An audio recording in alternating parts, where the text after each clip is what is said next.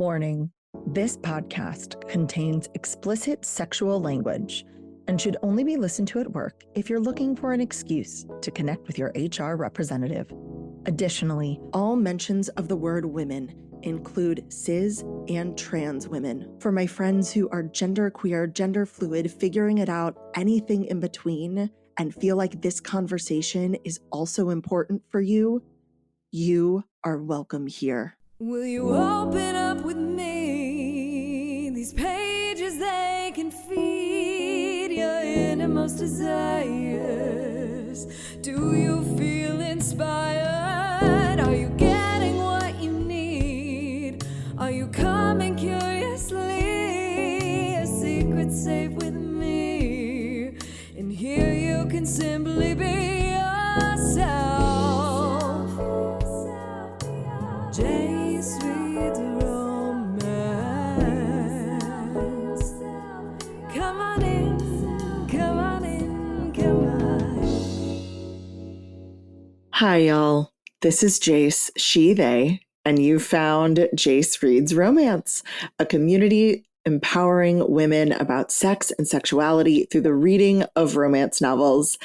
And I'm reining it in.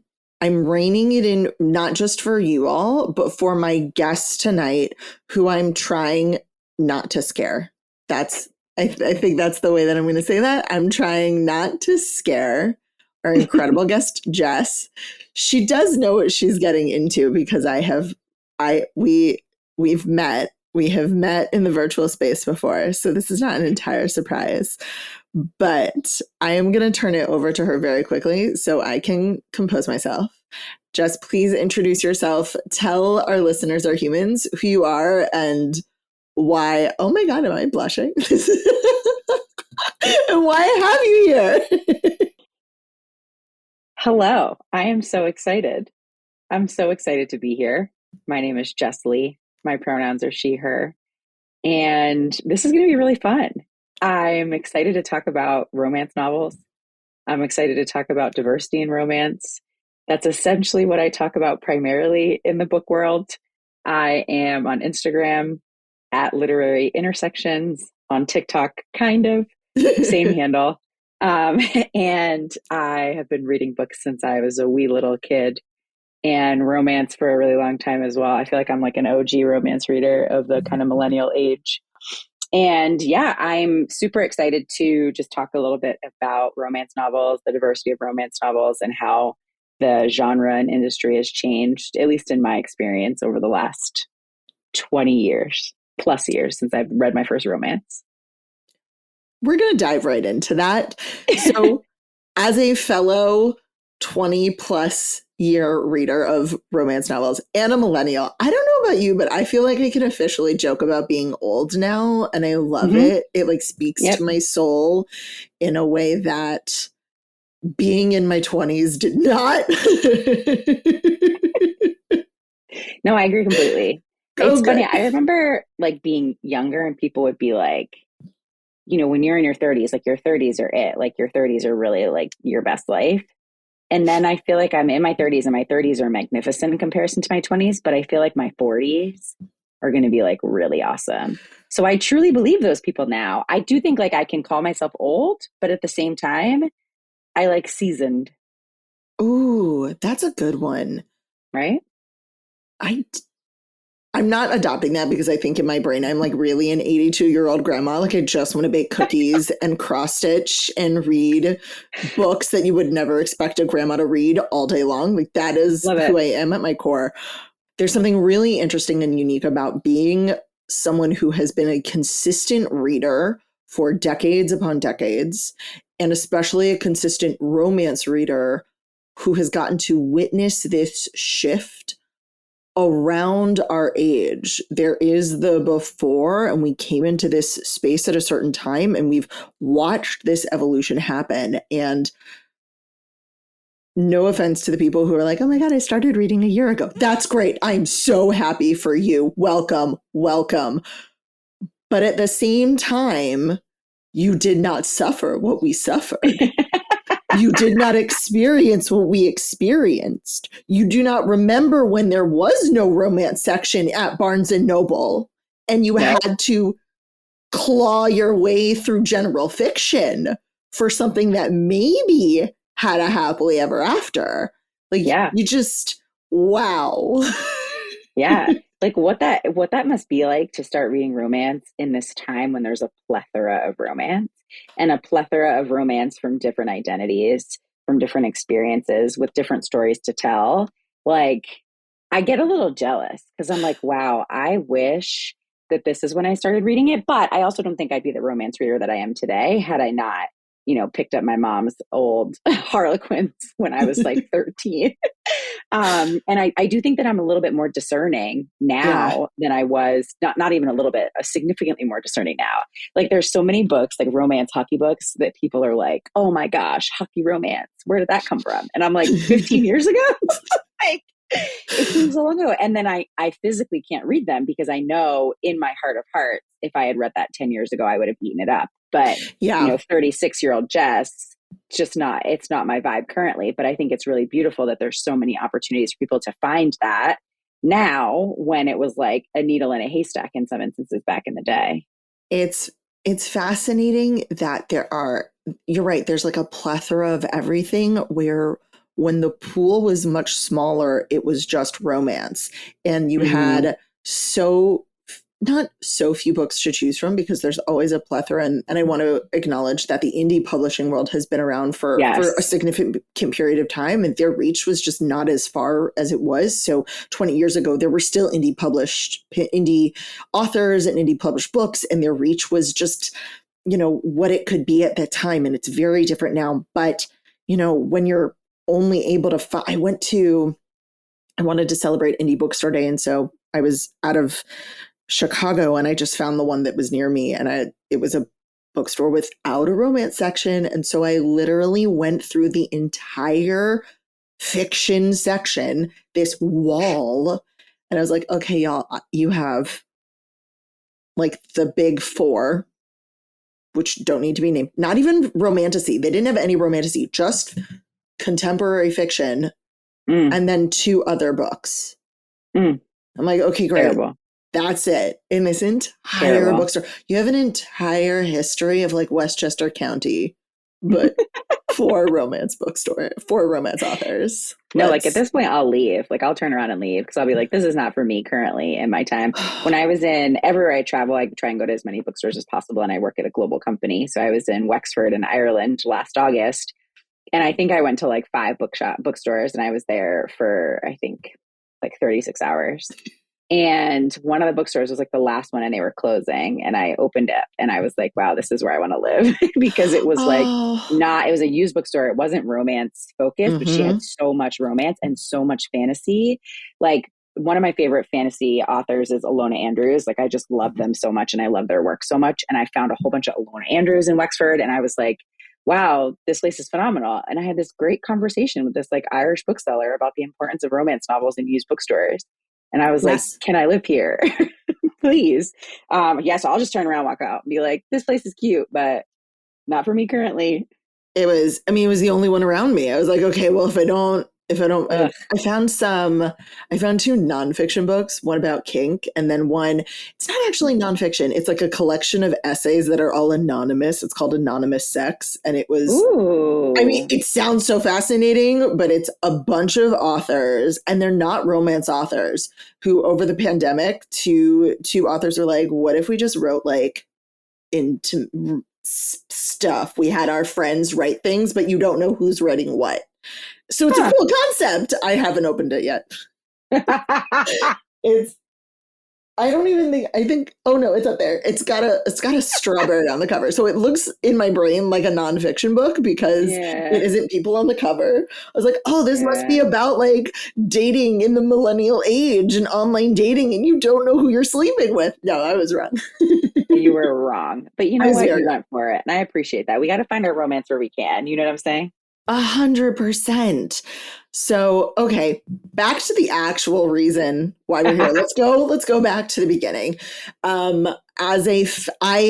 I know my story, and we've had some people here who have also. I would love to hear your story of romance, especially those. I'm going to say first 10 years Yeah. Yeah. of romance. It's so funny. I think about this all the time, and I feel like I talk about this all the time with especially like some authors who I feel like are around the same age as me and had similar kind of like early experiences of romance novels, especially from like those classic white romance authors. It's funny. I don't remember my first one. I feel like I remember like snippets, and so at my parents, the house I grew up in New York, in my parents' house, they had like their primary bedroom, primary bathroom, and then there was a door that went to this small little room, and that there were stairs to go up to the attic. Okay. And my dad built my mom shelves, and that's where she kept all of her like mass market paperback romance books. And I remember finding it like at some point and being like, oh, so beautiful back here. You know, like I always read, and she always really fostered that in me. Mm-hmm. And so I would just steal them. And she had to have known, and I mean, we talk about it now. She had to have known. But my first ones were definitely like Danielle Steele's, oh my God, what's her name? Julie Garwood. Oh my God, I love Julie Garwood. I read a lot of Shannon McKenna, but those were probably like my teens that I read Yeah. those. And this was like, I mean, I was still a teen, but I was probably 13. The Susan Elizabeth Phillips. I live for Susan Elizabeth Phillips. I'm rereading a bunch of her books now, and I'm like so cringed, but also like, wow, she really did the thing back in like the early 1990s. Yeah. And it got to a point where I just like devoured everything like romance novel that I could get my hands on. The one that I remember really being a turning point for me was, I think for a lot of people, was Outlander. I read it when I was 15 or 16, and I was like, wow, this is wild. Like, this is what a romance novel could be. This like really sweeping, like historical fiction, you know, fantasy vibes, but be such like a deep romance with a lot of like violence and really traumatic shit in it. It's wild when you think about those types of books that really brought so many more people into reading and like scandalized them, right? So you've got I think you've got like The Hating Game, right? You've got these books that came out, your Twilights that Yeah. came out and were like so like revolutionary for so many people. But for people who've been reading these books all along, we were like, yeah, either, yeah, it's good, or like, wow, it's horrible, or like, this didn't do anything new. And then there, I think, becomes this really interesting tension within the genre of like I'm not a huge fan of Sarah J. Maas's books. I've read every single one. Actually, I haven't read the most recent one. They annoy the shit out of me. And I remember reading them and being like, yeah, these are kind of cool. But the like overarching screaming about it makes me annoyed. And so then I'm like, this isn't anything new. And I think there's that interesting dynamic, I think only gets worse with the Mm-hmm. like rise of romance, the rise of new romance readers, and the rise of the way that we talk about romance on social media. And I think it's like, I don't know if it's a detriment to the genre, but I think it might be a detriment to the community. And you kind of have to find your community of people who have similar experiences, because otherwise I think it can be really exhausting. Like, It's surrounding myself with new romance readers, I'm like, yes, this is so exciting for you. I'm not in that same period of my life. I So I enjoy feel these like, books. right. Um for like the people in my family who are younger than me, like when I went to college and people like in my family were just going to high school, they were so excited about high school and they had big high school problems and big high school feelings. And of course, oh my God, baby, those are so important. It's so great. But I'm beyond that. Like your high school Right. feelings were great when I was in high school, but like let's get you through this process so you can be a real adult and we can have better conversations than this. Yeah. And I do feel like not newer romance readers, but maybe newer romance readers who get swept up in these big things forget to be discerning. Yeah. I won't say any like what I'm gonna say about Sarah J. Maas is she is not my cup of tea, and here's why. I have a series in my soul that abuses me with books that are not worth my time.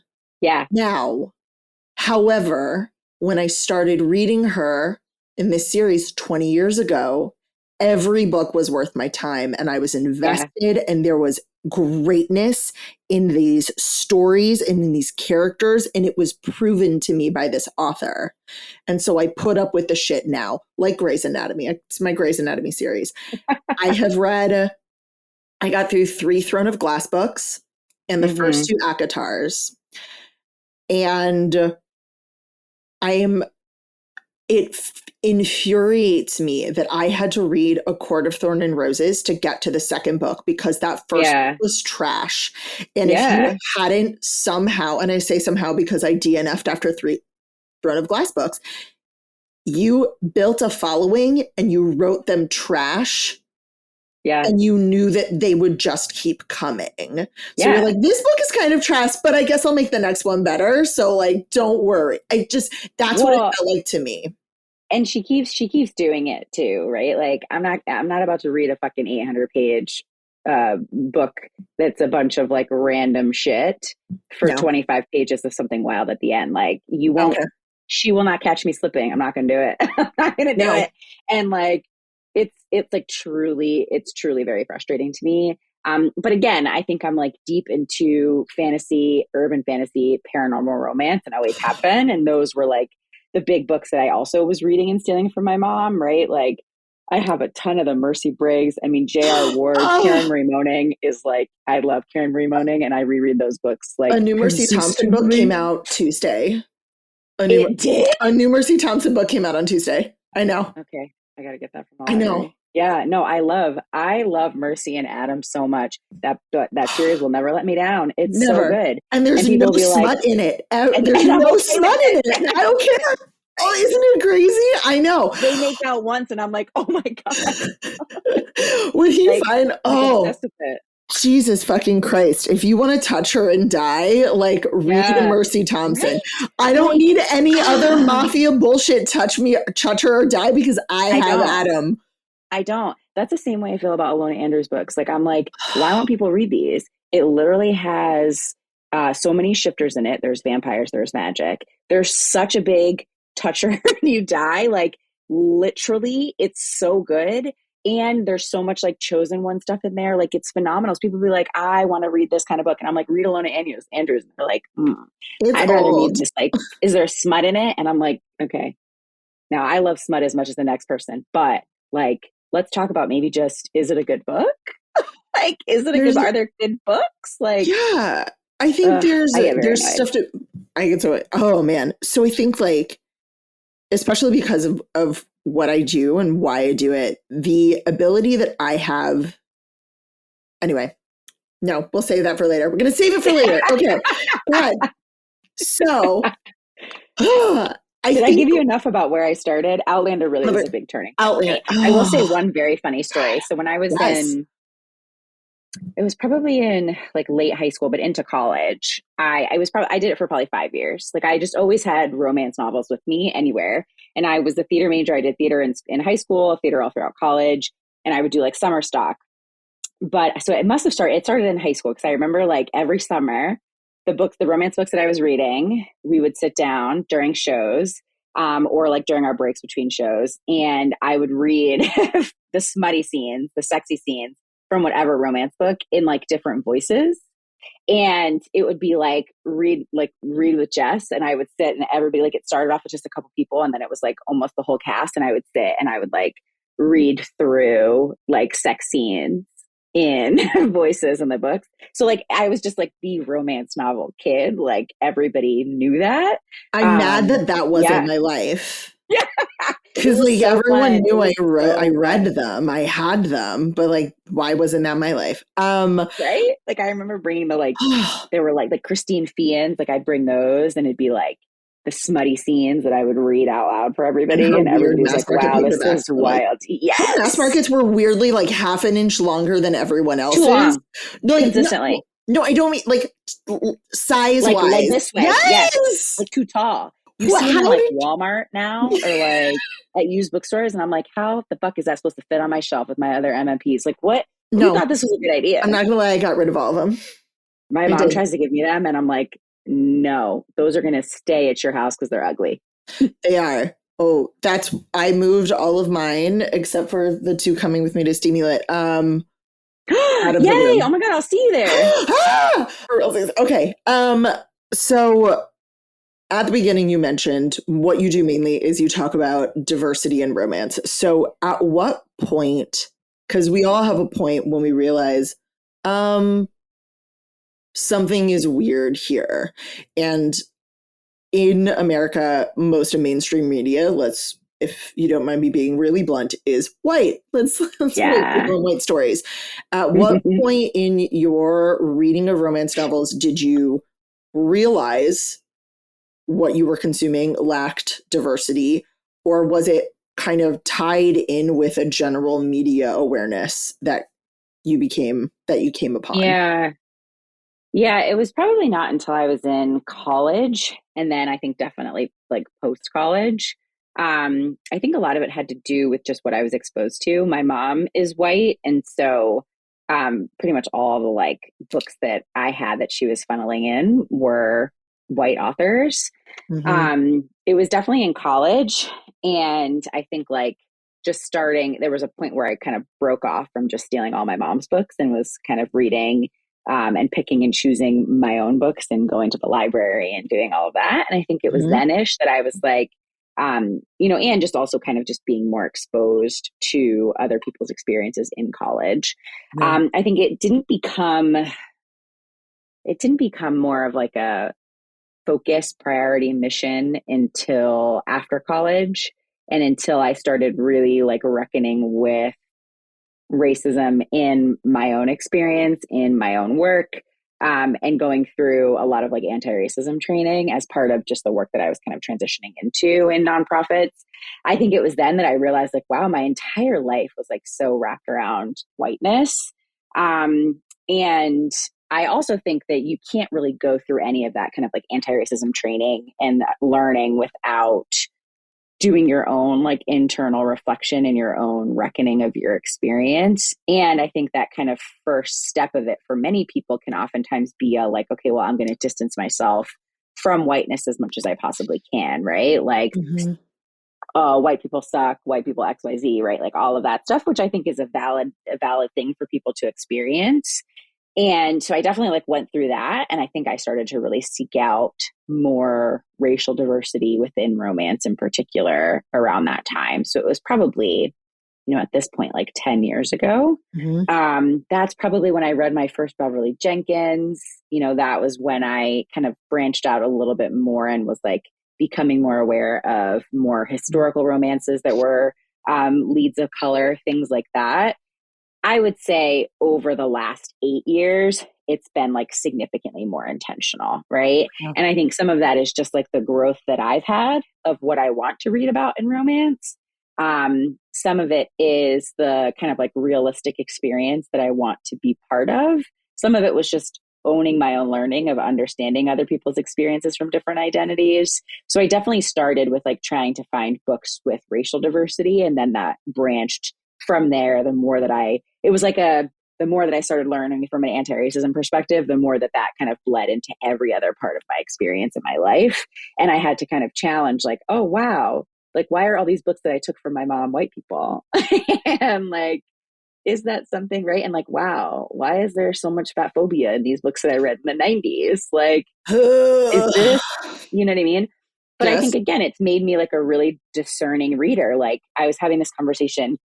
Adriana Herrera and I have been doing these conversations on Instagram Live about Susan Elizabeth Phillips. And I love Adriana. She's like, in my opinion, one of the smartest people when you're talking about kind of the romance genre and its evolution. She's so smart. I am And obsessed yes, with I absolutely Caribbean love era. her. I messaged her for an So arc good. of Bootlegger's Boundary. I have Scandal. Uh, Island Princess starts a scandal. I will faint I love when I see her. her. Yeah. I will Oh my faint. God. And she's like the nicest human in the world. But we were having this really interesting conversation about how, like, when you've been in the romance world for as long as we have, right? And she's even Mm-hmm. been locked into it much longer than me. You recognize the importance of some of those novels that nowadays would be dubbed like cringe or problematic or Yes. XYZ, right? Like Susan Elizabeth Phillips has got a ton of not so great stuff in her books, right? Like the fat phobia is rampant.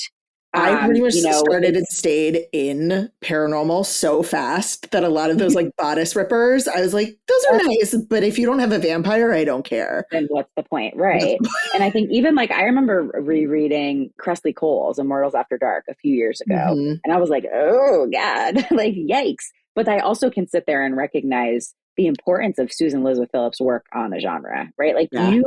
we in many instances don't have the tension, the climax, the weightiness and the complexity and the like hero being just like ripped down to shreds that Susan Elizabeth Phillips gave us, right? Like you're not reading so much of that now as we Yeah. did, back in the late 90s, early 2000s. And so I can sit there and really have like a very much both and look at this. And I think that there's a lot of newer romance readers, a lot of younger romance readers that don't have that same level of discernment. And I think it does the genre a disservice when you can't read a book and recognize some of the things that might not have aged well, Yeah. but also recognize the kind of like weightiness and the importance of certain parts of the romance genre that would not be what they are today without this person's influence. And I just find that conversation really complex. I think I've gotten very more both Andy as I've grown up. It's a conversation that every type of consumer medium goes through. The TV shows that didn't age well, the movies that could only have been made in the 90s, the things of that nature. And romance, because really, I'm going to say it's, even though there have been those books that have propelled reading romance onto the main stage, it still, until maybe 5 years ago, was considered niche, even though it is not niche. So the Right. conversations around romance that existed in the 70s, 80s, 90s that maybe should have been had a decade afterwards are happening now. And the people who are reading now didn't experience the 90s. They didn't experience the 70s, or you're like, well, I've read every single book that came out this year in 1992 or 1997. I've read back a couple decades. They missed out on the experience of that media at the time. And what happens quite often, and I've seen it in TV shows, in movies, in music, is that idea of like, well, because it doesn't fit now, it must all be bad. Or I'm canceling, I'm refusing to experience this part of it because this happens and it doesn't fit my ideals now. And that's great. I really I love the ideals. Yeah, those boundaries are important. Beautiful. But you're right. Something that romance, and even if you go back to like pulp, like film noir pulp, was this big sense of life altering and often literally life threatening drama that you don't necessarily get in some of the more contemporary rom-coms that we're seeing, no matter how spicy, no matter how spicy you get.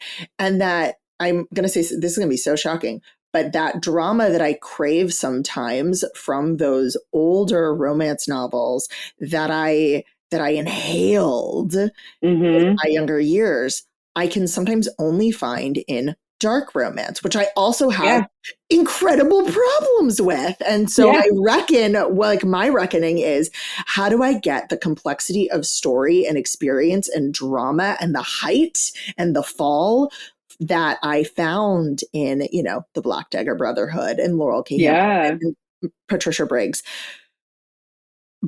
when I'm reading, as much as I love her, Allie Hazelwood or Emily Henry or whatever. It's a very interesting thing. Okay, so there's this reckoning that we have that what we were reading was not aligned with ideals and not aligned with the world.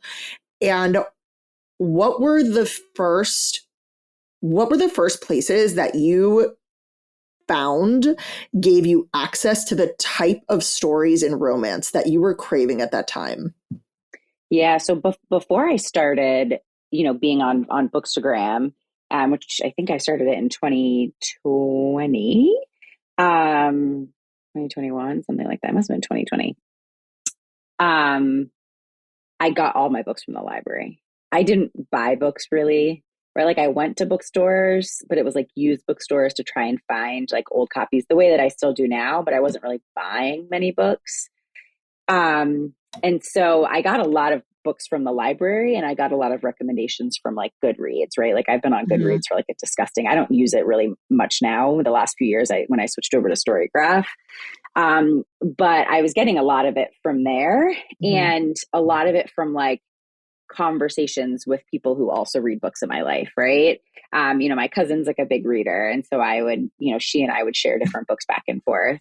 I think once I started on Bookstagram, I would say, or a little bit before, I would say I became a little bit more focused and prioritizing other different identities besides different racial identities and Mm-hmm. authors of color and characters of color.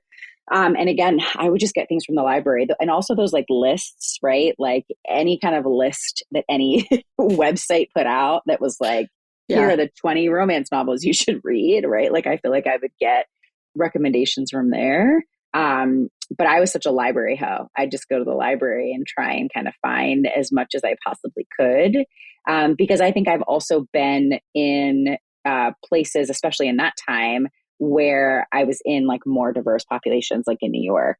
Mm-hmm. And so there were larger public libraries with larger book Mm-hmm. selections and more opportunities for me to grab books from different identities. I think it would be a little bit more of a struggle. Like when I go into my library now, it's definitely not as diverse as I might want it to be. So Yeah. I think if you're just like a regular reader who's getting all of your books from the library and you're not locked in or have like a primary focus on diversifying your readering in whatever that means to you, I think it's going to be a little bit more difficult, right? Mm-hmm. So I would say it was probably like the library was a big thing for me, and that was where, and like Googling, and that was where I would find a lot of those more diverse, more representative books. And then, I mean, Bookstagram really just changed the game for me. And now I'm like swimming in books, and I'm like, oh my God. And it's much easier now. Now I get my recommendations from other people. I think Mm-hmm. I've really curated my like group of people that I trust, and I'm like, oh, okay, if that person is recommending it, then I'm going to read it. I also think that I'm more locked into just authors in general. And so I could be talking to Adriana and she'll be like, oh, I read this book. And I'm like, oh, okay, cool. I'm going to request it on NetGalley and see if I get Mm-hmm. it. And then I'll pre-order it, from my local bookstore, from Bookshop, right? I think that it's just easier now in many instances to find those types of books. But I also Mm-hmm. think that it's easier because it's important to me and I'm locked into that, right? Like my mom now will get most of her like racially diverse books from me. Right? Like Yeah. I literally will just give her all of them. And same thing with my sisters. I'll recommend, my cousin will recommend me a book and I'm like, cool, cool, cool. Those are white people. You should also read this one, right? Like there's all of these different kind of ways that I've curated the people who I trust Mm-hmm. to tell me like, yes, you should read this book. And like, I mean, I think Emily Henry is a great example. Like I have read every single one of her books except for People We Meet on Vacation. And I haven't read this most recent one. I got an arc of it months ago. And every time I look at it, I'm like, eh. Like, I know I'm going to enjoy it. It'll probably make me cry. Um, but is it the book that I want to spend a week reading when I could read another book that is not, like just a group of white people? Yeah. Like, no, I'd rather read something else. I want to just touch on a word that you used. And I think it's really important, especially with day and age where people get so many recommendations from social media. You use the word curate. And that's Yeah. really what it comes down to is who are you searching for and interacting with and getting your recommendations from, and making sure that the people that you're following and you're interacting with and you're trusting if whether it's, you know, a person you follow on any social media site, Storygraph, Goodreads, Bookstagram, Book Talk, searching out creators who do that work, and that is really important. And if you're something that it's so dumb to say in some ways, but if you're a white person, the algorithm is feeding you other white people. It just is.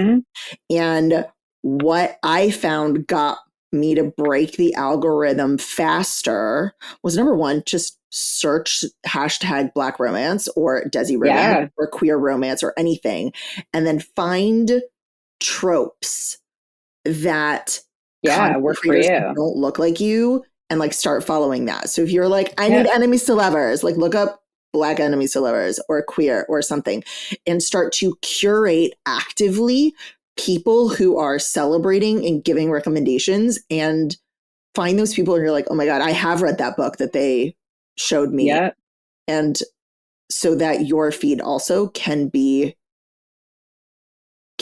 representative of what you're going for, because it is so easy to just be like, what's next, what's recommended to me, and stay in the same rut over and over again. 100%. I mean, it has to be purposeful, right? And I understand people who just, it's not as purposeful for them, right? I understand it.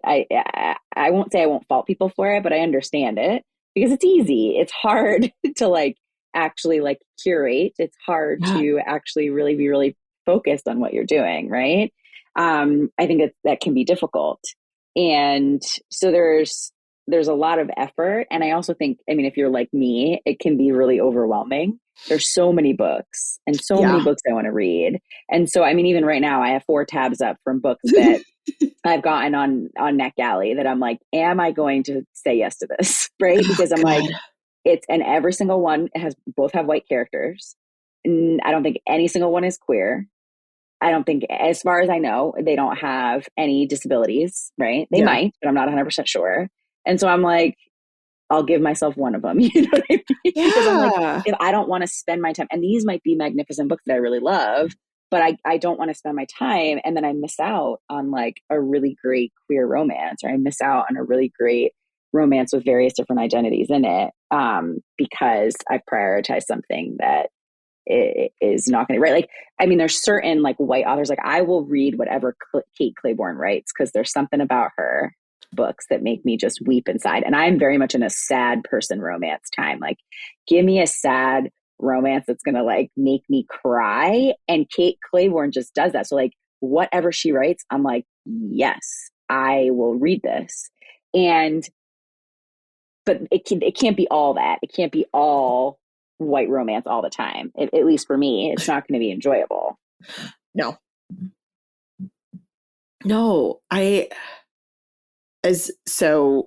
and this is like a totally separate podcast, and y'all, if you want me to go in depth on this, like it's going to be a blog post, but there's been a big shift in how I read in the last 6 months because I actively started to track it.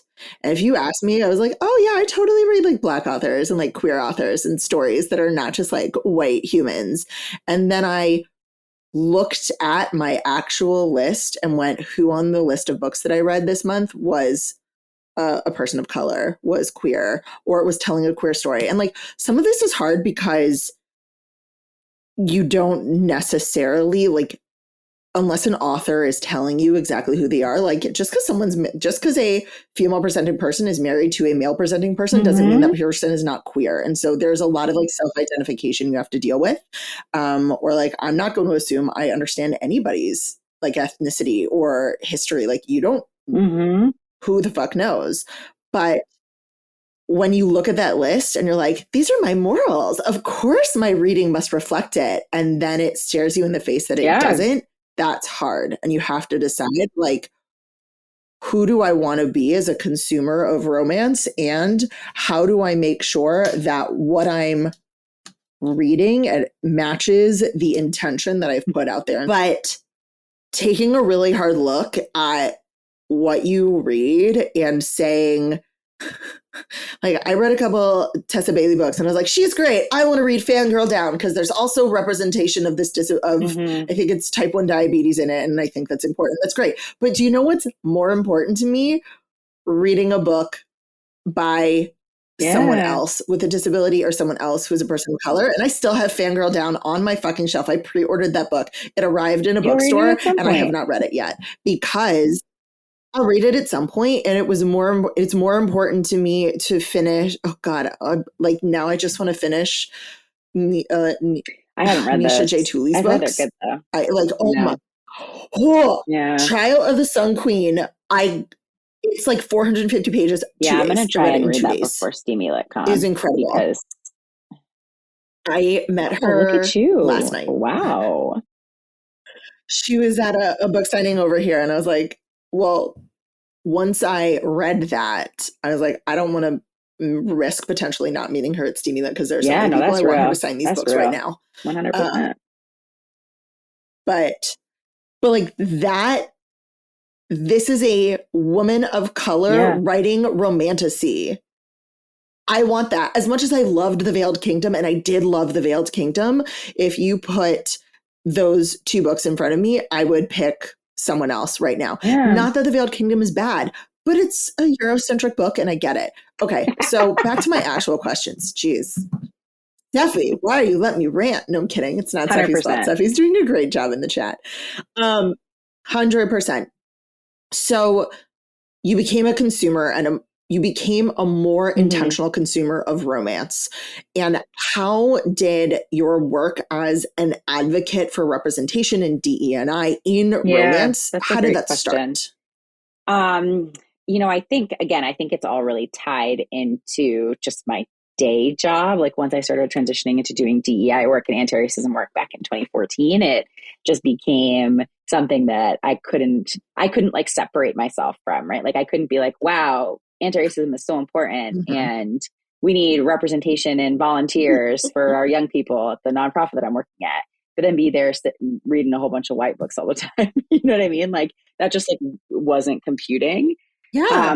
And so I think there's like definitely a direct correlation between the learning that I was having in my kind of work as well as carrying over into the learning that I was having as a book reader. And so I will say that I think I became more active in it outside of just like my family and friends when I got locked into Bookstagram for sure. So like 2018, 2019. And I mean, some of it too was Mm-hmm. realizing that like the bookstagrammers that I was following were definitely white bookstagrammers who were sharing the more famous, more upfront, in your face, trendy romance novels. And then I started trying to find other bookstagrammers, and then I was like, oh, maybe I'll do a bookstagram, and it all just kind of fit together. Of like, well, I want to talk about the books that I'm reading, and I want to talk about the diversity in romance that I think is really important, and I want to talk about how we're celebrating and uplifting this. And then I think it all, came to a head as many things do in 2020, both during the pandemic and with George Floyd, of like other people's racial reckonings of things that I had gone through, in the years Mm-hmm. prior. And so it felt like an opportunity for me to kind of take some of the stuff that I was doing in work and put it out there into a professional platform. I think that some days I wish that I could separate it a little bit more. My day-to-day job is really exhausting. Mm-hmm. And so like doing DEI for my day-to-day job and then feeling like I need to DEI on my Bookstagram platform has been somewhat exhausting. So I feel like I've tried to still really center diverse romance, but not try and teach people things, if that makes sense, right? Like I'm just putting this stuff out there Yeah. and it's important for me to advocate for it and support Mm-hmm. it. But it's ultimately like I'm not going to teach people things in the ways that I feel like I was doing in 2020 and 2021 and even to an extent in 2022, because I do it every day for my job and my job is quite exhausting. And so I'm like, I don't want to also be like preachy and teachy on social media. I think with that being said, I think there's ways that I still really use that same language, talk about diversity and romance from an anti-racist platform and with an intersectional lens, right? Without it being like Mm-hmm. you go to my page to learn, right? Like I want people to enjoy my page and find out about books and realize Yeah. that a lot of the the same way that you're saying, right? You're looking for an enemies to lovers. It doesn't have to be that enemies to lovers that's trending right now and Mm-hmm. is white, characters. It could be this enemies to lovers that has Desi characters, or it could be the enemies to lovers that has queer characters, or enemies to lovers, right? Like there's so many other opportunities for you to find those same types of tropes just with more diversity. And that is really fun and really exciting. So, I mean, I think, and I really enjoy just advocating for it in like my regular life. Like I get so many books from publishers and I can't physically read them all. And so sometimes it sucks to like part with them, but like I sent a whole bunch of queer books to this new queer library that opened up in Boston. And I was like, I should keep these because I'm going to read them at some point. And then I was like, it is more important for me to send this to this queer library that is new and has so much opportunity for people to read these books and really see themselves represented. And I will remember, and I can pull these books from the library. And then if I want it, I can buy it later. Right. Like and so I bring bags of books with me and I share them with Yes. every single person that I know. My best friend moved to Massachusetts recently, and a whole bunch of me and then a whole bunch of her wife's friends showed up to like help them and paint and stuff. And I had multiple bags of books and pulled them out and was like, take what you want. And it was like, so much opportunity for me to share these really great, more diverse romance books in a way that I think feels a little bit more low stakes, a little bit more, this is a great opportunity for you to read this really great book. And this really great book has diversity, instead of it being like, if you're not reading about Black people, you're a terrible human. It's like, I can't, it's exhausting. I might think that internally, but I don't need to say it out loud all the time. Oh my God. It is exhausting. It's exhausting when the response is like, this is one of the worst ones. Oh my God, I just want reading to be like, enjoyable. I'm like, fuck you. When people say that and people are saying like, I just didn't resonate. I'm like, you need to really figure out why. I'm not going to do that work for you. You need to or I'll just be like, I know who you are as a person now, and that's fine. You could be that person and that's fine. Or like, reading is not political. First of all, it's not inherently political for you to read books about people from different identities. Like it should, identity politics has been politicized purposefully, right? Like it is purposely politicized, right? Yes. I think what's political about it is that you have to recognize that every single thing, every single piece of media that is put out there is biased, and it is rooted in narratives that are pushing these harmful and problematic single stories, right? And if we are not pushing back against that consistently in our reading, then you are letting media, you are letting your socialization decide for you. And like, that is a problem, right? And so I think it's like this really interesting way of looking at it that is wild to me, that people are like, well, I like reading isn't political, or I can't resonate, or, I just want to read books that are fun and an escape. And it's like, okay, but then how are you ever going to grow as a person? Right? Like, why is Forged by Blood not as amazing and escapist as any other fantasy that that's like more Eurocentric? Like, I don't understand why that book fucking blew my mind. If you haven't read it, like, oh my gosh, it is this really, it's like, oh, I can't even, because it's not, I will tell you about it after this. I will send it to you offline because it was so good. But like, there's something, and rarely is one person ever like the complete package of the patriarchy of the, ideal of media. Like, it's very rare that someone like has all of that and can't identify with any aspect of marginalization. But if you've experienced any sort of marginalization, it shocks me when you can't recognize the importance of other people's stories being told.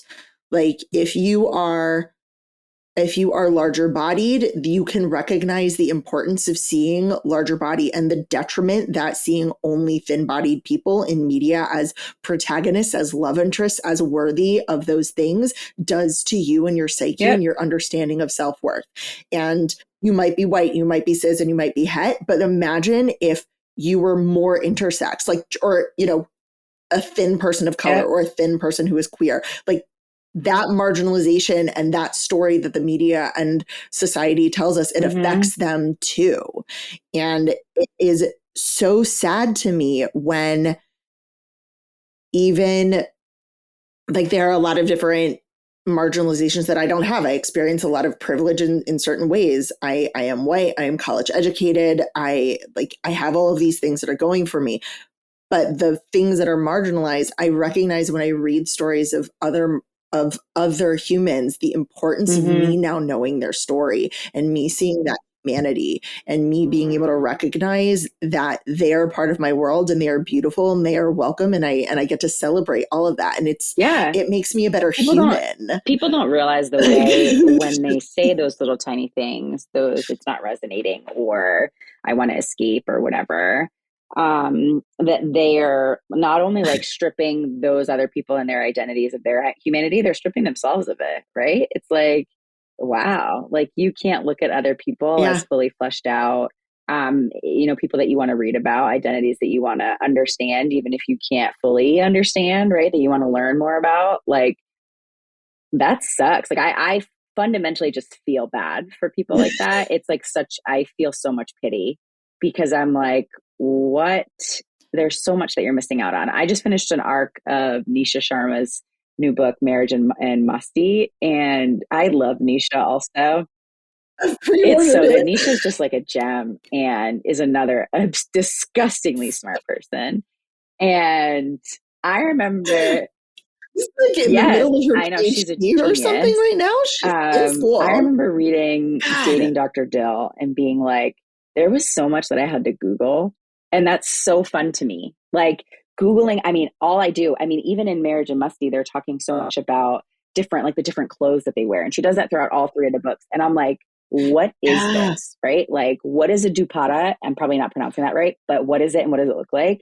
And then I'm like, oh my God. And then I get caught looking at all these, right? Or doing the differentiation between henna and mendi. And that's something that I knew from, working at a global company and having a mendi artist come in for our Diwali events last year. But it's like, that kind of stuff is so fun. And you'll get so many readers who are like, well, I don't want to have to Google. And I'm like, that sucks for you because now you don't know what pani puri is. And that's really sad, right? Like, that's really sad. Oh my God. They sound delicious. I was like, wow, I want a pani puri eating contest. And all of the that's sad to me. And then I feel bad. And then I say, sucks for that person. And then I say, see you later. I don't have to think about you forever. There is something that I want to see more in this day and age. And I'm curious how you feel about this is I would love footnotes. I like a footnote.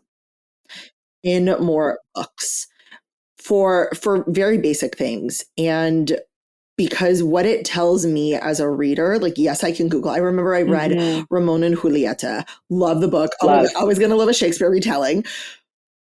There is so much Spanish in that book. And I was like, yes, amazing. Of course there is. This is what you speak. But it was hard for me. And stopping to pause or translate and this and that. It was a very big challenge to type and this and that. And then when Love Redesigned came out and Lauren Asher put footnotes for all of the Spanish her characters went in, not that I think this is an author's job, but I wish that we had more of them in the most basic bitch stories too, because there are so many things that we take for granted other people will understand. And I see this across the board. I read 3 holidays and a wedding, and you have a Jewish and you have a Muslim perspective about this holiday season. And I wanted more explanations for both religions in there, because it welcomes, it celebrates. And I think as a reader, I also feel hugged in from the author in a way that I don't. I just started Sinner's Isle, and there's a ton of Spanish in there. But what this author has done really well is put in those kind of this is what you just said, or a response to it, or repetition in a different way. So I'm like, okay, I don't know that word, but you just said siren. And so there are smart ways to do it. And I also feel like footnotes and ways that we can hug in and like celebrate the fact that like I hope Nisha Sharma wants someone who looks like me and loves like me and understands the world like me to read her book. And it's kind of I feel like both I should do the work because it's her fucking story. And I also am like I want it to be like part of the story. And I think about it as I create content, like am I making what I'm doing as accessible as possible to other humans, which is different. Like what I do is different than writing a book. Think about not the same. Cannot do that. Sometimes I think about like who the book might be for. And so it's like, can I understand if Shakespeare was an auntie, the series, without Googling everything? For sure, right?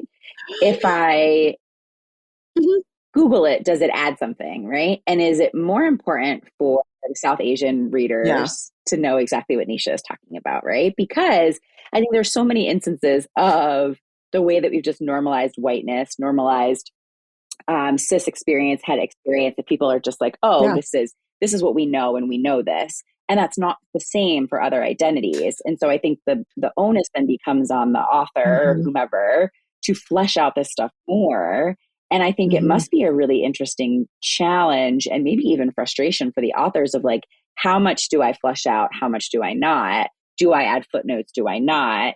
Do I just go full ham? And if people don't understand, then they can Google it and that's up to them, right? Like that must be a really tricky thing to figure out, especially to figure out within a publishing industry that it doesn't give the same amount of marketing time, the same amount of marketing dollars, the same amount of support and influencer, hyping up to marginalized authors, right? So you must have to strike this balance in such an exhausting way.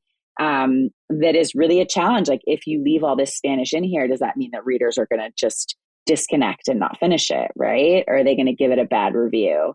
That sucks. Like that's a weightiness that I wouldn't want to put on anybody. And so I tend to very much be like, even if it takes me out of the story, even if it's hard, I'm going to dive in and try and do this, or I'm going to see if I can make it through and hope for the best. Because ultimately I know the amount of pressure and burden this must be for the author. And I also know that to an extent, it's important for me to read this, but this book might not be for me. And that is okay, right? Like it might not be a book that was written for me and my identity. And what does it mean for me to still read it? What does it mean for me to still enjoy it? What does it mean for me to still talk about it? And recognizing that when I am talking about it, right? I think all of that like is also, again, the kind of thoughtfulness and discernment that we need to have as readers. And for people who just want to quote unquote read for fun, right? They might not want to do this. And again, sucks for them. Right? Like I also wonder, like, there's a suspension of disbelief that I have when I read like a hockey romance. I don't know anything about hockey. I don't know how the industry works. I don't know anything about hockey. And I just let it roll over me. I'm like, oh, these are the rules of hockey. You can like trade teams in the middle of a season. You can do whatever. I don't know any of it. And why is it like, it's okay if they don't explain shit about hockey? And you know what? You're right. Like if that book is not written for me, that is okay. And it is. And if I'm like really frustrated by it, I'll fucking Google it. Like it doesn't matter. It's an interesting thing when we as readers, like what is the balance? So I remember Bitter Medicine by Mia Tsai. I read it. It is a fantastic paranormal book that combines magic systems from all over the world, from East Asian, which is where the author is from. There's African lore. There is, Fae from Ireland. It is incredible. And there are a fuck ton of footnotes in that because she's like, here are the rules. Versus like Captive in the Underworld, which is a sapphic Hades Persephone retelling where Hades is a goddess. Really cool. And that author, oh my gosh, so great. It was so good. And this author, you can tell, went down a rabbit hole of Greek history and used the correct words for what is essentially a bra. And I was like, I have to Wikipedia, but like, I was like, I know, I'm assuming this is a bra, but I don't know. And this is different than the word you used like 2 scenes ago. So is this Wild. still a bra? And it was, but like, I love I, that shit. like, I was like, I just want to know how you're getting naked. And it was like so cool. I'm like, I know how much work and love and things that you've done in this. And at the same time, I was like, I just want to watch them bone because Yes. sometimes you do, Yes. but Well, I think that because it sometimes you does, do. I think that there's so much opportunity within just the romance genre, just romance as a genre in Mm-hmm. general. There's so much opportunity to highlight and celebrate different experiences and different identities because, it's a kind of general experience I think that people are feeling, right? Like you can fall in love in varying degrees of whatever that means to Yeah. you. And that's really exciting. I think that where a lot of the struggle is within the genre, within the experience as a romance reader, is not only the ways that people do or do not support or lean in or advocate for romance with people with marginalized identities, but it's also the way that publishing doesn't as well. And I think it's the way that I have seen these moves Ooh. to like, and it's part of the reasons why I get frustrated with TikTok, right? Like you see this move within TikTok where the so many books just kind of like blow up, and it's these like very generalized romance books that are just giving us the same thing over and over again. And I'm like, cool, that's great, great for that person. But we're missing out on some like really clear critical thinking. And you have this kind of TikTok generation of not only reviewing books, but reading books. And it could just be all you care about is reading people from the same identity as you. All you care about is self-inserting yourself into a story. And that really limits people. It limits people. Yeah. And now there's such a push within publishers to really hype up TikTok and hype up TikTok influencers because they can see a book go really viral and change a person's life. And that's so fabulous. But I think you're missing out again on some of that criticality that people just don't have in many instances on TikTok. Now, is TikTok a social media platform that you have to curate your algorithm as well? 100%. But TikTok is also a racist platform that algorithm is pushing you towards, whiteness and cishet experiences and identities. And that's just not what I want. And I think that I feel like we're Mm-hmm. kind of at like a tipping point where you have a lot of these authors that are really like, and Yeah. readers that are really frustrated, right? Like I'm frustrated that there's these really amazing new books that come out that just like don't get the hype and support that they deserve because we're talking about some like raggedy cishet romance with white people that, is a dime a dozen. And we also can't look at, I mean, I feel this way about movies as well. When you have like the one book that really hits, that's like a queer Mm-hmm. romance, it has to be amazing. It has to be perfect. You can't have any problems in there because otherwise it's a problem, right? Why can't we just have mediocre romances with characters of color, with queer characters? Like I can give 3 stars and be like, this was a mediocre queer romance, and that's fine. It's not like every single one has to be a perfect and has to be hit out of the park. But you have other people who are like, oh, well, I read this and I didn't really love it. So I think just queer romance isn't for me. And I'm like, did you feel the same way about that, raggedy hockey romance that you read that was mediocre, but you keep going back Oh, to hockey romance, right? Like that. And I think it's the TikTok generation. I think it's what publishers are really soaking up. And I think it sucks. And it makes it so that these kind of book platforms can be really exhausting because you kind of feel like they're screaming into a void about different books and they're just not getting the hype that other books, even from the same publisher, are getting. Sucks. yeah.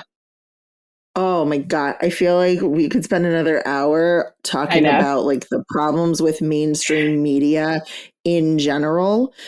It's bad. Um, and maybe I'm going to have you back and we can do that. We can do that. That's fine. Yay. Please do. Oh my God, I would But love that. okay. But I promised I would be brief ish. And so yeah, I literally like, have more questions for Jess I and we're know. not getting No, to I them. feel like we should have a whole second conversation about just like publishing in general, because I think that there's so much in there. Publishing as it relates to the romance genre, I think there's just so much in there.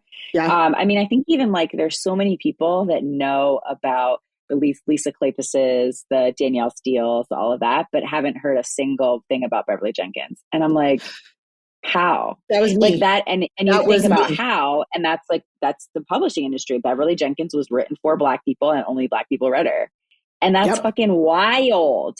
But everybody can be over here reading Lisa Kleypas. Like, I mean, I love Lisa Kleypas, but it's like, what? Like that entire thing is just wild when you think about it. It really, really is. How people don't know who Miss Bev is. That's insulting. That's insulting. You, I met I'm her in gonna real make life you last year, read. and I started crying. I cannot wait to meet her. She's so nice. She, She's so I can't believe adorable. you haven't read Black Love Matters because she is in it. She wrote an essay I for know, it, isn't that and wild? Adriana I Herrera own it. wrote like, oh, you do? I Good. know. I just I own finished it, it. and I just haven't read it. It's It made me ridiculous to cry. me. Like I legitimately cried like tears multiple times reading that Yeah. nonfiction essays, um, which I mean, I is love shit like that. It's like so good. it is it, I don't want to say this and like sound like I'm being fake about it. I don't think I have, there are very few books in my life that have like fundamentally changed my brain chemistry as I relate to not just romance and like my own enjoyment of shit, but like the way that I relate to the world as that Yep. book did. Yeah.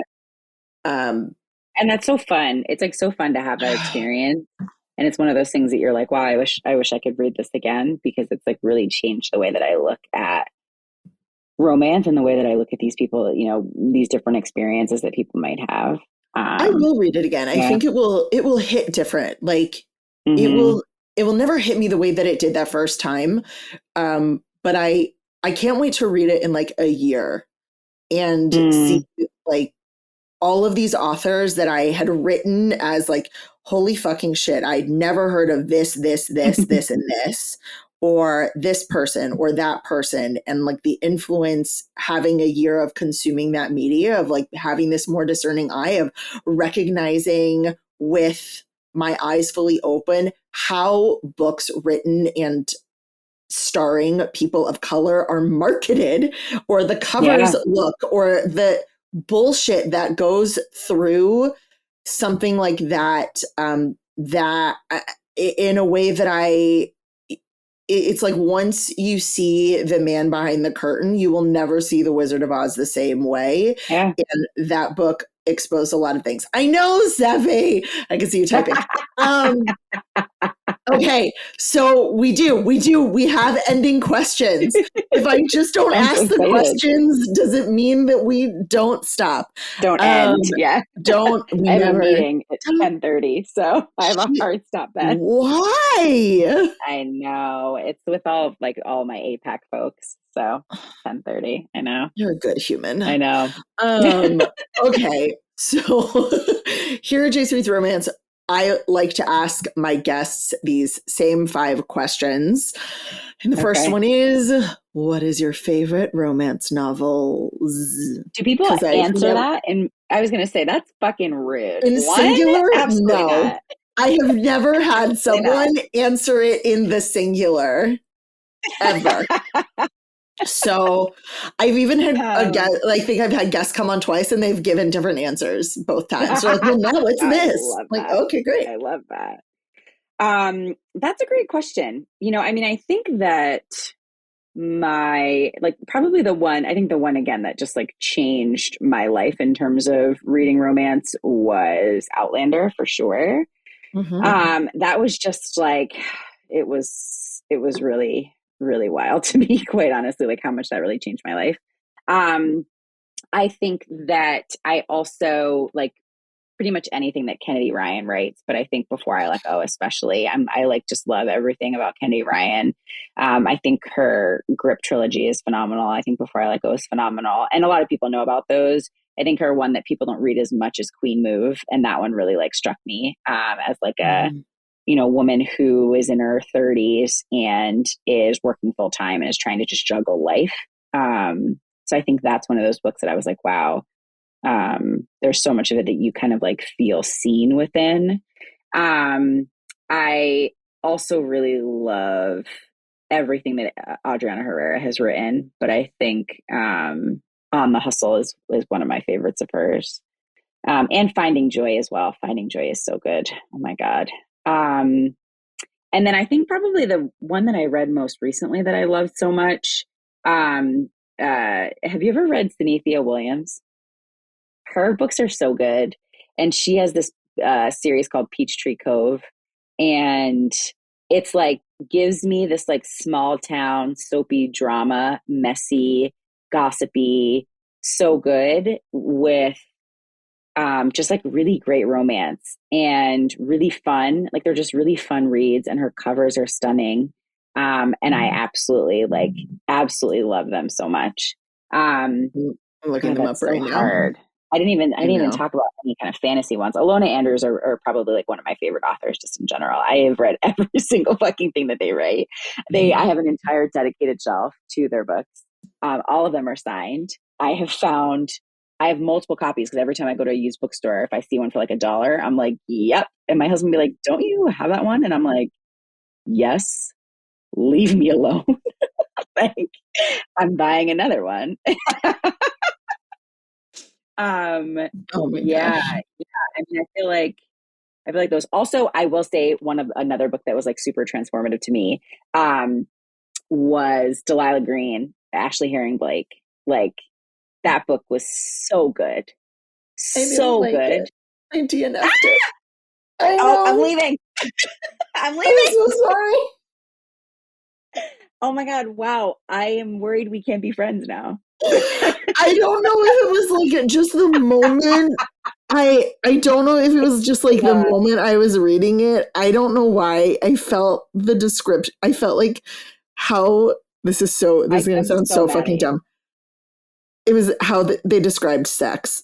It was like, and everything's soft and squishy. I was like, I don't like anything about this. I was like, I hate everything about this description. I was so turned off by it. I didn't have to. Wow, I'm I'm actually so, really upset with you. I I'm mean, really sorry. I really loved I just like love all of Ashley Herring Blake's books. I really do. I think there's like a really interesting, I think she just writes really amazing books. And I think that it's I really want to try wonderful it again. to I try don't it know again. why. Maybe try it again. Also, I haven't talked about like my favorite trope ever, which I know a lot of people don't like, which is marriage and crisis. Like give me a fucking marriage and crisis book. Like, Okay. have you read Ever After Always by Chloe Lisa? No, she's on my Okay. list. I also love Chloe Lisa. Um, so it's whenever you have people who are already married, but their Yeah. relationship is not going well. And so the entire Yeah. book is about them. It's like a second chance romance. They're already married, right? And I love Marriage and Crisis, and there's so many people that don't like it because they're like, I want to read about them getting together, and I don't care about what happens after the end of that book. And I'm like, all I do is care about what happens after the end of that book. So Marriage and Crisis to me, and it's realistic, right? Like it's not Yeah. easy to be in a marriage. And I think as I've gotten older, that is a trope that I will just eat up as much as I possibly can. Marriage and That Crisis, it's funny. I don't think I've ever had someone talk to me about that trope, but I my read, if favorite. you know, Penny Reed is a writer. Do I know Petty Reed? Well, Knitting in the City, Yep, the ninja one yep. was one My of favorite my of her favorite one. entire series. It's the Was best. it was Marriage and the best. Crisis. It is. I was like, Yeah. that was exactly what popped into my head when you said Marriage in Crisis. I think Um, about Greg and Fiona at least once a week. At they least once a week. are. I have all of them up there. They're all right there. I don't have them in physical copy. I'm kind of jealous because I Yeah. live Yep. here. I I'm have like, the and OG covers too. I knit in Chicago. Why don't I have them? How do you not have I them? Come don't on, know. Jace. Ugh. There was a really good Okay, audio ask me these version. questions. God damn it. Okay. So we've got close to it. Okay. How and where do you prefer to read? Are you a physical book, e-reader, in bed, in a bath, all alone, anywhere? It doesn't matter. I don't care. Yeah, I'll read anywhere. I mean, perfect example. I was walking at my office on Tuesday. Literally, I was so annoyed. I actually got it from my desk and started walking around. And I was finishing up Marriage and Musty. And I was like, yeah, I'm just going to walk around the office. So I had my phone and I was walking around the office like this. And I was walking slowly upstairs so I could read while I was walking. And I got up to the top and I saw somebody I knew. And he was like, hi. And I was like, oh, hello. And he was like, I saw you walking slowly. And then I saw that you were reading and I was like, yes, a book. And he was like, do you do that often? And I was like, as much as I possibly can. Like, I Yeah. was like so awkward about it because I'll just read, like when I go to the bathroom, I read. When I go anywhere, when I walk to the mailbox, I read. So it really, like, now if it's like where would I love to read very specifically? I love to read on the boat, on the lake in Maine, and I'm being left alone. And I've got like Beyonce playing in the background on a speaker. I've got a Pico train and a nice glass, and I'm living my best life. That is the best life. Yeah. That is the best life. Because in Maine, lakes are better than I won't say lakes are better than the ocean, but the ocean is fucking cold up there. It's so cold. Yeah, no, they are. They're 100% better than the ocean. There's not sharks there. Are there sharks on the coast of Maine? Yes. Oh. Oh my God. There was a shark attack last year on Bailey Island. They're everywhere. Oh my God. They're everywhere. We went to the ocean a few years ago in Maine. It was during the pandemic. And we went to the ocean. And not 2 days later, someone got bit by a shark on that same beach. And I was like, I'm never going back. I mean, don't get me wrong. I've never gone far into the ocean in Maine because I've mentioned even in August, it's fucking cold. It's so cold. But I've also never gone that far north in Maine. I don't know how far north you are. I've never been further north than Portland, Maine. Oh, you got to go north. I know. It's just an easier drive. And there's so much lobster that you can access already. You can access. Like, why would you totally get it. I totally get it. I can eat lobster right now, or I can drive more. I don't understand. We're getting another message. Stay on track. God damn it. Okay. So here at Jason's Romance, we have this concept called comfy sexy. And it is the idea that in your comfiest space, if that's your comfy clothes or if that's your bed or just like the place where you feel you are safest, you can also explore your sexuality by reading a romance novel. So if I say comfy sexy, what does that mean for you? Like, where am I reading it, or what type of a book am I reading, or any of those things? It doesn't matter. Any of those things. Okay, that's a great question. I would say if not in my bed, then like in one of these chairs. Like I have this chair right here that's like really big and voluptuous, and I think that is like a nice, like I'll just curl up with a blanket, and that's like a nice, comfy, sexy. But I think probably like my bed, right? Like it's like sometimes I'll be like, I want to finish this romance novel, but I want to finish it when I'm in bed because it's just like that like vibe of being all snuggled up, and then I'm like, ooh, reading this like hot and sexy book, and I'm like, nothing better. Then I go to bed. Now all I can think about is the scene in Dating Dr. Dale where he's like, I'm gonna flip you around and eat your ass, and I was like, I am in love with this. I am in love. Yes, so hard. Honestly, there is a scene in Marriage and Musty, and I texted Nisha and I was like, I hate you because I'm not gonna stop thinking about this until I die. I'm not gonna stop thinking about this until I die. It's like 68% into it. It's so fucking good. It makes me ill to even think about it. It's that good. So the sex in that series are God, so hot. So in the second one, like what, 2%, 5% into it. I haven't read it. It's right there. Oh my God. It's right there. It's not a spoiler. Yeah, it's 2 seconds into it. It's 2%, 5% into it. Bobby is like trying to get this outfit on, and Bunty, Benjamin, is like whispering in her ear to like tie her up. And I was like, to this day, I can't handle it. Each of those books, it's the car scene in Dating Dr. Jill. I read a line from it to Steffi.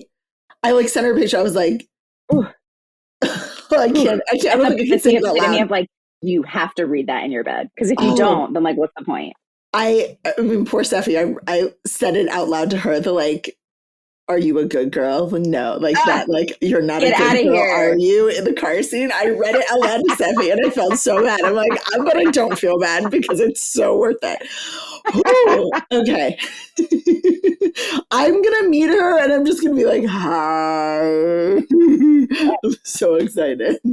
I just want you to like take me around and stimulate and introduce me to everyone. Oh my God, I'm happy to. Please do. I am a horribly awkward person in actual life. In real life, it's tragic. Michael will disapprove that, but he's wrong. Okay. So, question number 4. When do you feel your sexiest? Good question. I feel like it's like, okay, I'm gonna have like a scene. Okay, so it's like summer. Mhm. I've got like a nice tan. I don't have to have a ton of makeup on, like just like a little bronzer or something. My hair is like really, really nice and curly, right? Like it's got like the humidity is really giving it goodness. I've got like some kind of like flowy dress or like bright color. I've got a nice comfy flat on and I'm going somewhere. Like it doesn't matter where, right? But it's like to get a drink or to sit outside and read a book or something, right? Like I don't think the destination is what's important. It's Mhm. like the how like my skin feels in the sun, right? Like that's really it. I sometimes I joke and say I'm solar powered. I really think I am. Like I just thrive so much more when like the sun can touch me. Ugh, So that's it. Yeah. that sounds so fun. Yeah. Like, so great. I want that Yeah. for you. Yeah. I want that for you Fun. so bad. Okay. We haven't. Here's the craziest fucking thing. Do you know we didn't actually talk about how reading romance empowers people Yeah. like Fuck. to be their most amazing sexual selves at all? So So I need wild. to bring you back twice, like Yeah. apparently. So We'll spend all the time for that. I'm gonna pause on this question just because I am bringing you back. Like, sorry, Yeah. my hooks are in you. You're Yep. not getting away from me, but based on the conversation that we've managed to have today, that we have had today in a fairly coherent manner, what is the last thing that you want to share with women and other folks about what we've talked about? Yeah. Yeah. No, I think that part of me wants to be like, it's your responsibility to read more diversely, but like people know that. You know what I'm saying? Like people know it and either they're going to accept it Yeah. or they're not, regardless of what I say currently. I think what I'll say is that there is just so much out there. Like there's so much out there within the romance genre. I think in a different way than in any other genre. Like you don't have these same kinds Mhm. of tropes. You don't have these same kind of subgenres. You don't have these same kinds of conversations in other genres, quite frankly. Like you don't. Yeah. And maybe to an extent like sci-fi because of the way that it's like modeled and built off of real life, right? Like Mhm. and it's challenging us to think about things differently, but I think that is the overarching thing that I love so much about romance, that you can have this story where the whole end goal is for two people to end up together and you can learn and experience so much and so much that's different than who Yeah. you are as a person fundamentally in those pages. And like if you are not giving yourself the opportunity to do that, it's a shame. And there's just so much that you're missing out on. And so I think that is, and whether it's identities or whether it's having, understanding the things that you need sexually, whether it's, being able to read a book and be like, oh, is that how someone masturbates? Let me try. You know what I'm saying? Like Yes. there's so many different things. Is that how you eat somebody out? Is that how you give a blowjob? Maybe I should try that next time. You know what I'm saying? Like there's so many things that you can learn and pull out from these books. And Mhm. it's like, give yourself the opportunity to do that. Like that's really the most important thing. Like give yourself the opportunity to learn more about who you are as a person and more about who other people are as a person. And that is like the awesome part about the romance genre for me. Oh my gosh. Okay, y'all. She's coming back. Like I'm not letting just go. It's sorry, it's happening. Like you're stuck with me now. But Yay. if until the next episode I can record with you happens, where can our listeners find you in the world and on the Yeah. internets? Yeah. So you can mostly find me on Bookstagram at Literary Intersections. I do sometimes do the TikTok, but I struggle with it sometimes, but same handle. I'm really digging threads lately. I feel like I can just say random shit and it's super fun. So same handle, Literary Intersections. What a flex. I Yeah, right. I do have a consulting business. So as I said, I lead DEI for a global company and consult every once in a while on the side. And I also beta and sensitivity read. And so if that's something that you're interested in or need, you can always connect with me on Literary Intersections or go to my website, which is Intersectional Impact Consulting. And you can send me a message and we can chat about what you need. All of that will be posted in the show notes as well if you need an actual thing to click. Thank you so much, Jess, for taking time, for having this conversation, for doing the work yourself, and then being a guide for those of us who want to take these next steps and maybe feel that sense of overwhelm in the sea of romance that we currently exist in. And it has been so lovely to have you. Thank you so much. This has been phenomenal. Oh my I God. love the space that you're creating, and I would absolutely love to come back. I'm holding you to it. And I can't wait to meet you in real life. And if you like hugs, give you a big one in August. With a mask, with a different mask. Y'all, like, Stimulus has like nose down masks. Like, I know. my time. No. Oh my gosh. But thanks, y'all, and have an incredible rest of y'all's day. Bye. That's it for today, y'all. This has been a 3 Paws Productions podcast. Our producer is Seffi. Michael Achenbach is our patient editor. Our theme song is written and performed by Diana Weishauer. You can find show notes and so much more at jacereadsromance.com. That's JAYCE Reads Romance. Follow along on TikTok and Instagram at Jace Reads Romance. If you'd like to ask a question or share a story for the podcast, call and leave a message at 661-JACE-RR. That's 661-529-2377. Or send an email to jace@jacereadsromance.com. Finally, like and subscribe so you can get every episode when they drop. You can also leave us a review to help others find us. And remember, this is Jace holding space for you.